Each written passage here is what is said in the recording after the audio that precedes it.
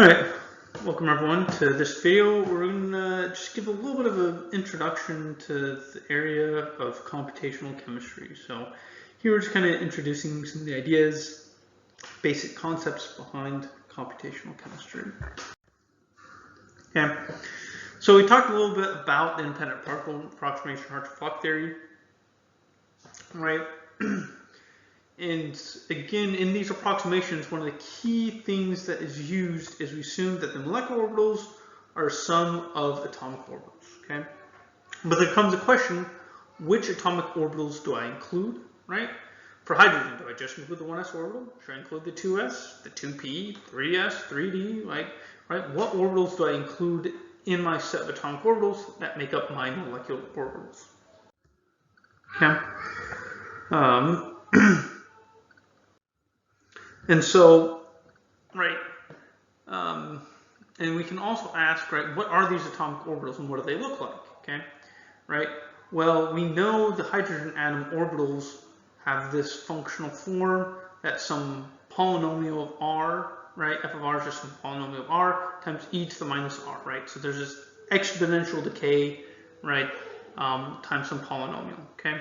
These are what are considered Slater type functions, okay?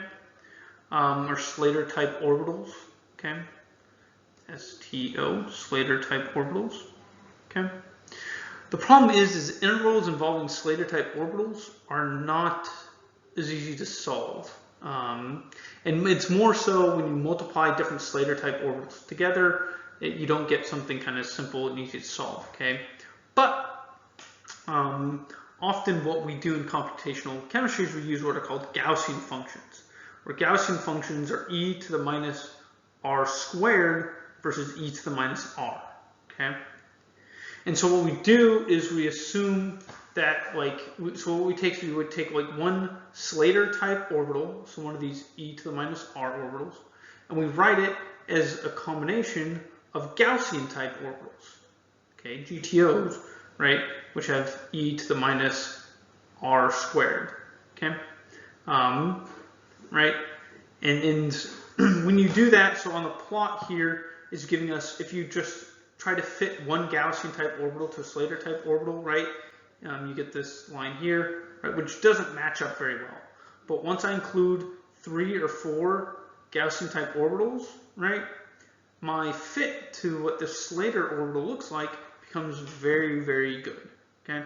I still don't quite get the same endpoint near r equals 0, but all other places I reproduce just fine, okay? And so that's often what we do, is because basically the convenient thing is if I take a Gaussian function e to the minus alpha r squared and I multiply it by another Gaussian function e to the minus beta r squared, okay? This will give me a Gaussian function that's like e to the minus, called kappa r squared or something, okay? Right, the multiplication of two Gaussians gives me a Gaussian, which is very convenient when solving a lot of integrals. So that's why we use these functions, okay? We pick, instead of using the typical hydrogen atom functions, we pick these Gaussian looking functions, these e to the minus r squareds, because it makes doing a lot of integrals easier, okay? And so now that we know kind of like what type of functions do we use to describe our orbitals, now let's talk about what orbitals we pick, okay? Right, so again, we could pick, for a carbon, we could just pick 1s, 2s, and 2p orbitals, right? But why stop there, right? Why not include more if I can, okay?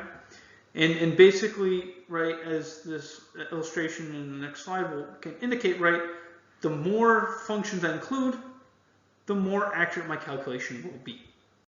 Okay, so think of these atomic orbitals as pixels for a picture, okay, right?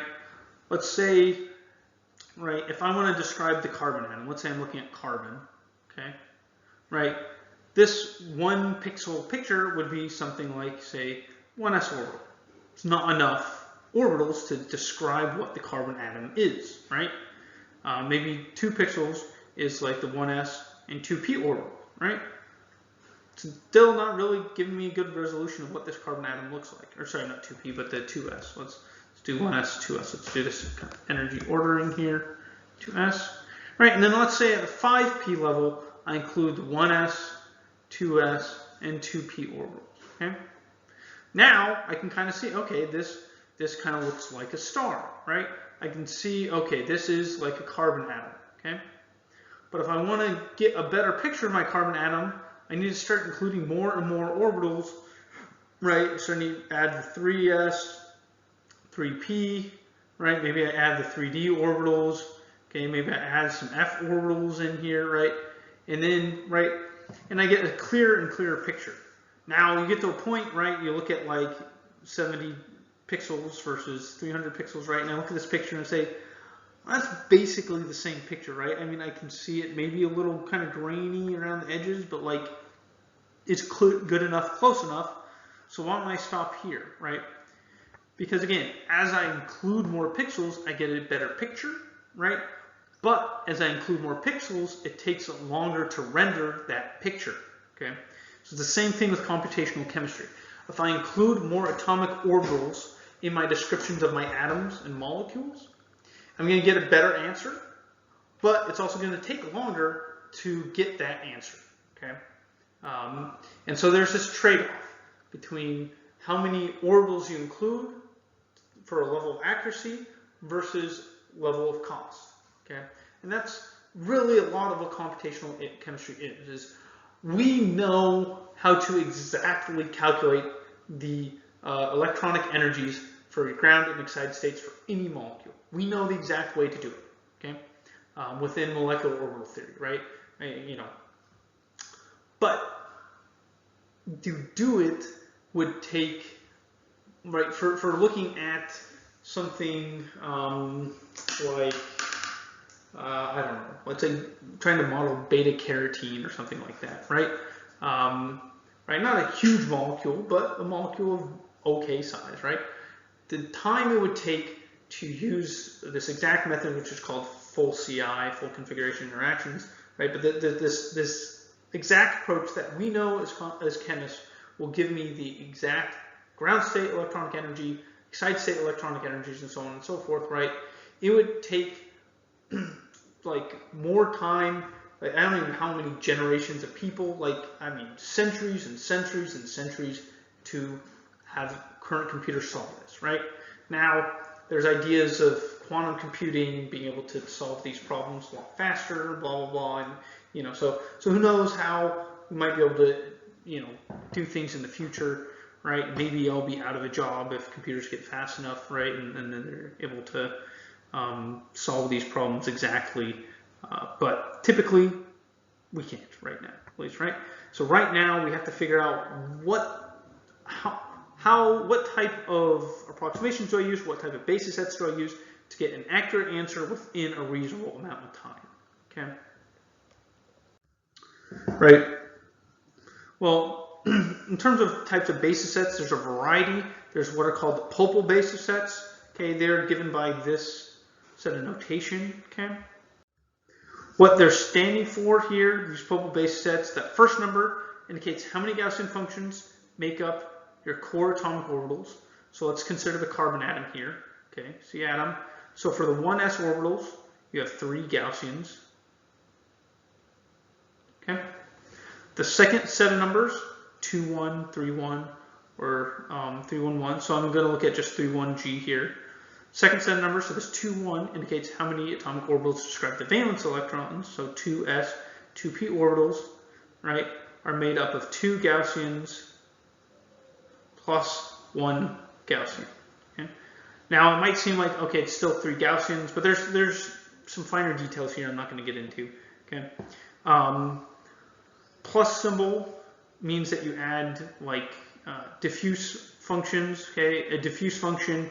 So these Gaussian functions have e to the minus alpha r squared. Okay, a diffuse function just has alpha as a very small number, not less than 0. Sorry, it's not less than 0, but it's a very small number. So like much less than like 1. Right, that's a diffuse function. Okay, the star symbol means you add higher polarizations. Right, you add things like d orbitals.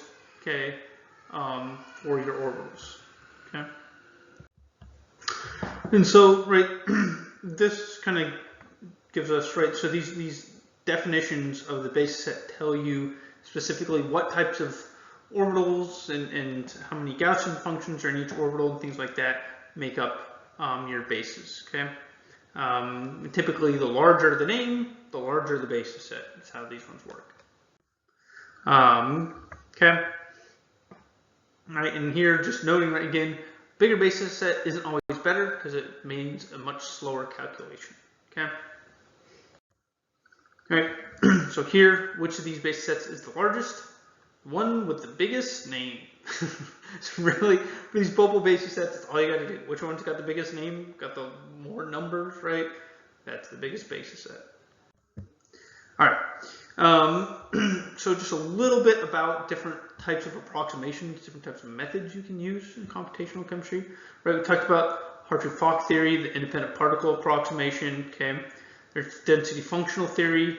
Okay. DFT is most commonly used. Okay, because it has very good scaling. It scales with the number of orbitals to the third power. Okay, so n here is equal to the number of orbitals, right? So it scales with the number of orbitals to the third power, which is good. The cost, right? And it's relatively accurate. So the accuracy, so it scales similar to Hartree-Fock, but significantly more accurate. So the accuracy is a lot better, right, than Hartree-Fock is with similar scaling. There's things like perturbation theory, what we've talked about, okay? It has similar accuracy to density functional theory, but scales a lot worse, okay? And then there's things like CCSD-DT, okay? This is considered the gold standard, okay? But it scales as n to the 7, okay? Right? And what that scaling means, right, if I double the number of orbitals or the number of electrons, right, the calculation, if it has n to the 7th scaling, it means it takes 128 times longer, okay? So if your calculation took 1 day and you doubled the size of your molecule, that calculation would now take 128 days, okay? Right, versus say DFT, if you double the size of your molecule, instead of 1 day, it would take 8 days, okay? Which wait in a week versus 128 days is like a third of a year, like 3 months, right? Big difference, okay? So, and there's things that like, or there's other methods that are even more expensive than CCSDT, okay? Like what I call this full CI method, which is like the exact method, the best of the best, okay? But this scales factorially with the number of basis functions, okay, which is really bad scale, okay?